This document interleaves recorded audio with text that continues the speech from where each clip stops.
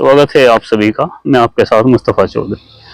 आज उत्तर प्रदेश के संभल जिले में एक बड़ी घटना घटी है, जिसमें आगजनी हुई, पथराव हुआ और 2 लोगों की जान चली गई, जो बहुत ही दुर्भाग्यपूर्ण घटना है। घटना क्यों घटी, क्या इसके पीछे के कारण है, मैं इस पर 2 भागों में बात करने की कोशिश करूंगा। एक भाग जो विवाद का कारण बना, संभल जनपद की जामा मस्जिद को मंदिर बताया गया कि यह हरिहर मंदिर है। कोर्ट में लोग गए और कोर्ट से आदेश हुआ सर्वे का। बीते मंगलवार को सर्वे टीम आई, पूरा दिन सर्वे चला और टीम आसानी से, आराम से अपना काम निपटा करके चली गई। कोई दुर्घटना नहीं, कोई घटना नहीं। उसके बाद आज फिर रविवार को ही, जिसमें उपद्रव हुआ, आगजनी हुई, पथराव हुआ, गोलियां चली पुलिस की तरफ से और 2 लोग मारे गए। मैं इसी पर बात करूं, यह सर्वे का आदेश क्यों हुआ।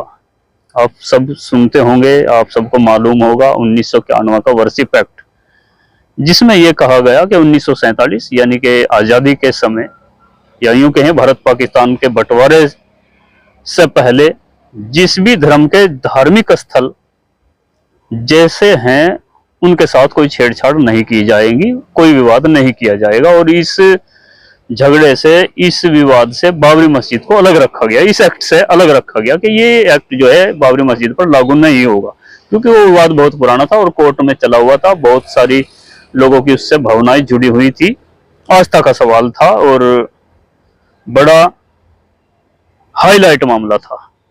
लेकिन बाबरी मस्जिद को छोड़कर पूरे देश में यह लागू था कि कोई भी किसी भी धार्मिक स्थल के साथ जो 1947 से पहला छेड़छाड़ नहीं की जाएगी।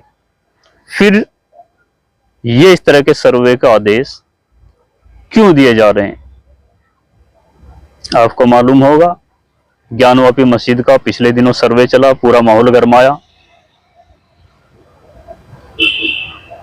पूजा की इजाजत भी दी गई तय खाने में। अब ये नया विवाद संभल की जामा मस्जिद को लेकर हुआ। आखिर इस तरह क्यों हो रहा है, किसकी सह पर हो रहा है। क्या 1991 का वर्षिप एक्ट निष्प्रभावी हो चुका है, ये कानून के जानकार लोग बताएंगे। लेकिन कानून के जानकार लोग ही इसको हमसे बताते हैं, लोगों से बताते हैं कि ये उस 1991 के वर्षिप एक्ट के खिलाफ है। लेकिन बावजूद इसको किस वजह से, किस बिना पर, किस नियत से इस तरह के आदेश दिए जा रहे हैं सर्वे के, जिससे दिन मामले दर मामले स्थितियां बिगड़ती हैं और एक दूसरे धर्म के लोगों में नफरत पैदा होती है। ये नहीं होना चाहिए। ये 1991 वर्षिप एक्ट के खिलाफ है। क्या मंशा है आप समझ सकते हैं, किन लोगों को इससे लाभ होता है। एक तो ये गलत हुआ। दूसरी, आज जो झगड़ा हुआ जिसमें 2 लोगों की जान चली गई, आज हम उस पर बात करेंगे। ये दूसरे भाग की मैं बात कर रहा हूं। मंगलवार को शांतिपूर्ण तरीके से सर्वे निमट गया था। आज रविवार के दिन सुबह 6 बजे फिर से टीम पुलिस प्रशासन के साथ आई और जैसे ही मस्जिद में घुसी, सर्वे करने के लिए आई, स्थानीय लोगों में कुछ अफवाह फैलाई गई। क्या उनको बताया गया, किसके द्वारा कहा गया, लोग बड़ी संख्या में जुटने लगे और विरोध करने लगे, पथराव करने लगे। बदले में पुलिस प्रशासन ने बल प्रयोग किया, उनको खदेड़ा। फिर भीड़ बढ़ी और लोगों ने जबरदस्त पथराव किया, जिसमें काफी पुलिस वाले चोटिल हुए, गाड़ियां फूंकी गई, पुलिस की तरफ से गोलियां चलाई गई, जिसमें 2 लोगों की जान चली गई। सुनने में आ रहा है 3 लोगों की, लेकिन 2 लोगों की पुष्टि हुई है। 2 लोगों की जान चली गई, ये पुलिस ने पुष्टि की है। उनके घर के चिराग बुझ चुके हैं, जो बहुत ही निंदनीय है, खौफनाक है। सवाल उन पत्थरबाजों से भी है। आपकी भावनाएं भड़कती हैं और आप ये तक भूल जाते हैं कि इसका परिणाम क्या होगा। क्या कर लिया भाई आपने, पत्थरबाजी करके 2 लोगों की जान गंवा दी। अब सैकड़ों लोगों पर मुकदमे लगेंगे और वो जेलों की सलाखों के पीछे साल दर साल सड़ेंगे, या इससे अलग कुछ और मिला। जिन लोगों ने आपको उकसाया उनके कुछ राजनीतिक फायदे हो सकते हैं। जैसे कि रामगोपाल यादव का एक निंदनीय बयान आया है। उन्होंने जब उनसे पत्थरबाजों के बारे में कुछ मीडिया कर्मी ने सवाल किया तो रामगोपाल यादव का बयान था कि जब बूथ लूटोगे पत्थर तो बरसाएंगे। अरे भाई रामगोपाल जी, आप चुनाव हारे हैं, वो अलग बात है किन कारणों से हारे हैं, बूथ कैप्चर हुए, जो हुआ वो एक अलग मसला है। ये एक धार्मिक मसला है। मस्जिद के सर्वे का विरोध लोगों ने किया, ये उसके विरोध में पथरा हुआ। आप इसको उस हार से क्यों जोड़ रहे हैं? अखिलेश यादव ने भी कहा है कि जानबूझकर माहौल खराब किया गया ताकि उपचुनाव में जो लूट हुई है उस पर चर्चा ना हो सके। दूसरी तरफ जो सर्वे के पक्ष में है हिंदू संगठन के लोग या भारतीय जनता पार्टी के लोग, वो बोल रहे हैं कि सर्वे से दिक्कत क्या है। क्यों भाई, दिक्कत क्यों नहीं होगी? किसी भी आपकी प्रॉपर्टी पर, आपके मंदिर पर, आपकी मस्जिद पर, आपके गुरुद्वारे पर कोई अपना दावा थोपे और बिना उसका पक्ष सुने आप कोर्ट से आदेश जारी करा करके उसकी प्रॉपर्टी पर, उसके धार्मिक स्थल पर आप सर्वे टीम भेज दो, तो भाई ये तो इंसाफ नहीं है ना। उसको भी सुना जाना चाहिए ना,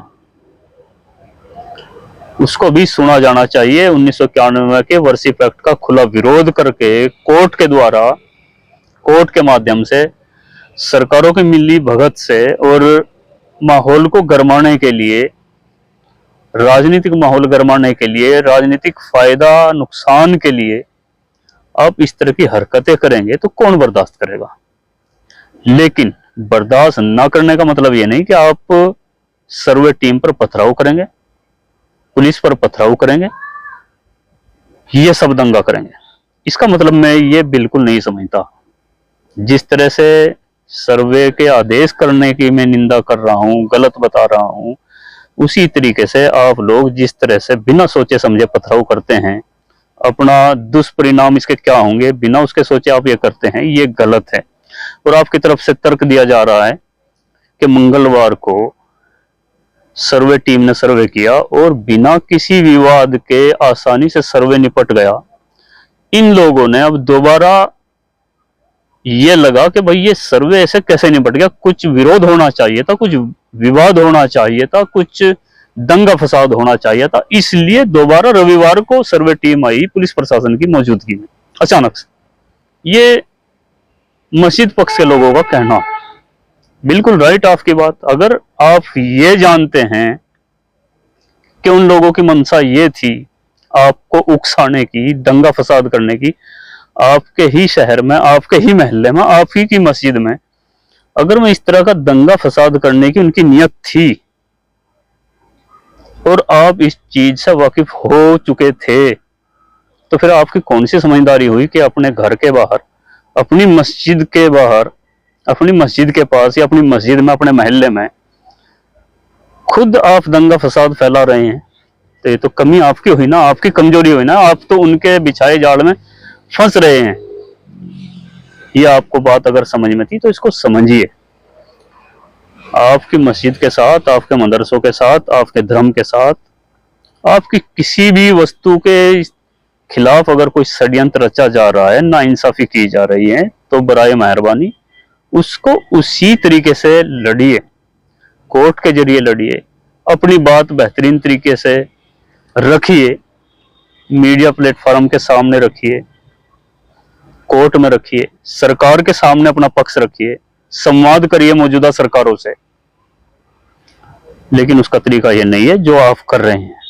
मेरे हिसाब से बहुत बड़ा, बहुत बुरा और बहुत गलत तरीका अपनाया गया है ये पथराव का, जिसमें जान भी आपकी गई है, मुकदमे भी आप पर ही लगेंगे और दूसरे की गलती सर भी आप नहीं लिए। तो मेहरबानी करके मेरा तो इतना ही कहना है, इतनी ही इल्तिजा है, दूसरे के जाल में मत फंसिए और इस तरह की हरकतों से बाज आइए जिसमें नुकसान भी दोनों तरफ आप ही का हो, आरोप भी आप पर ही लगे, मस्जिदें भी आपकी छीने, प्रॉपर्टी भी आपकी छीने, दंगाई भी आप ही कहलाओ, बेईमान भी आप ही कहलाओ, सब कुछ आप ही कहलाओ। और ऐसा कुछ दर्शाने के लिए, करने के लिए आपको दूसरा उकसा रहा है, इससे बचिए। बहुत बहुत शुक्रिया आपका। आपका क्या समझना है इस पूरे प्रकरण पर, अपनी राय कमेंट बॉक्स में दें। चैनल को सब्सक्राइब करें। धन्यवाद।